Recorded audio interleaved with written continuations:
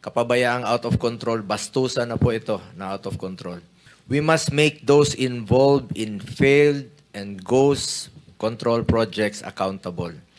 Let's make accountable all those who are responsible for all this mess.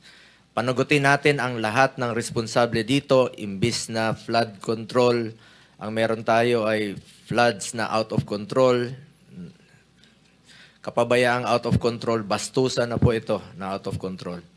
Mula sa contractors, implementers, at maging proponents at legislators, lahat po ay dapat imbestigahan. We must leave no stone unturned. Managot po ang dapat managot.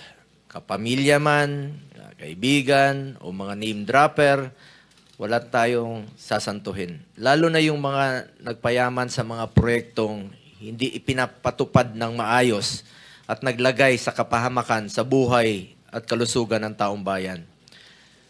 Bastusan na po ito, ginawang gatasan ang mga proyekto ng gobyerno, kailangan ng kahit anumang bansa ng infrastructure. Totoo naman po yun, kailangan natin ng infrastructure para umunlad. Pero wag po haluan ng bastusan at gatasan. Paano uunlad ang bayan kung ginagawa po itong gatasan ng iilan?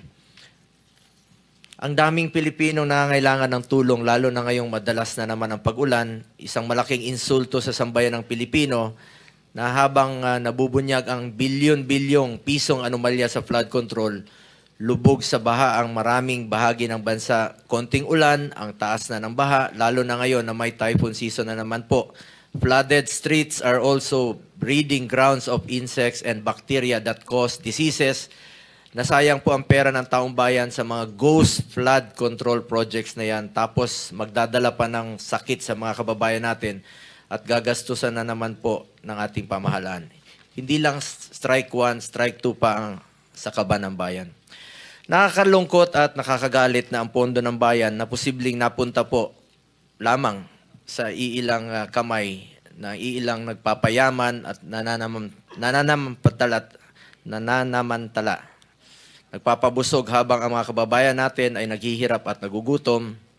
This is not just corruption, but an injustice in every sense of the word.